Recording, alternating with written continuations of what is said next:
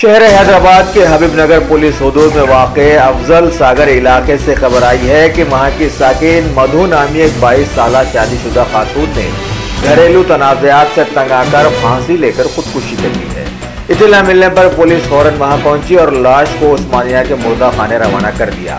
लेकिन पोस्टमार्टम के लिए जब वहां से लाश को आज निकाला गया तो सभी के चेहरे खौफ से पीले पड़ गए, क्योंकि लाश के चेहरे और जिस्म की कई जगहों से गोश्त को नोच लिया गया था।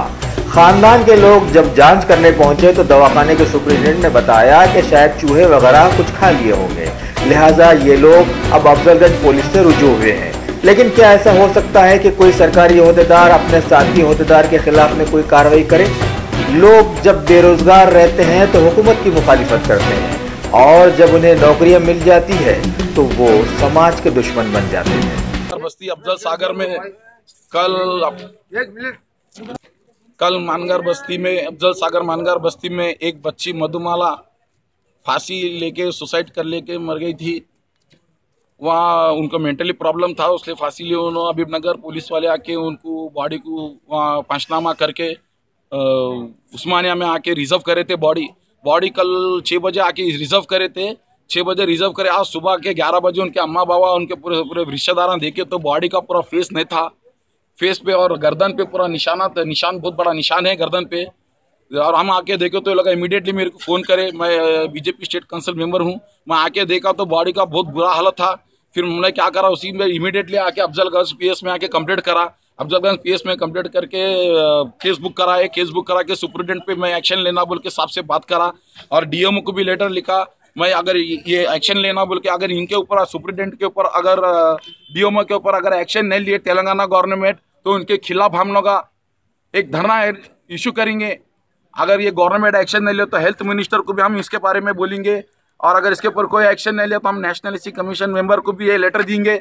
हम ये लेटर देख के उनके ऊपर एक्शन देने लगाएंगे। जरूर गवर्नमेंट इनके ऊपर एक्शन लेना चाहिए। ये लापरवाही बहुत हो रहे हैं, और ये एक बॉडी नहीं, इससे पहले ऐसा 4 बार 10 बॉडी हो बोल के अगर सीए साहब भी बोले ये बात, ये सीए साहब भी बोले मैं कैसा भी ये बात कैसा बहुत ज़बरदस्त एक्शन लूँगा मैं, और सीसी कैमरे भी लगाऊंगा बोल के बहुत अच्छी तरीके से बात करे और इसके ऊपर एक्शन लेता हूँ बोल के बोले। मगर ज़रूर सुपरिटेंडेंट के ऊपर एक्शन लेना चाहिए तेलंगाना गवर्नमेंट।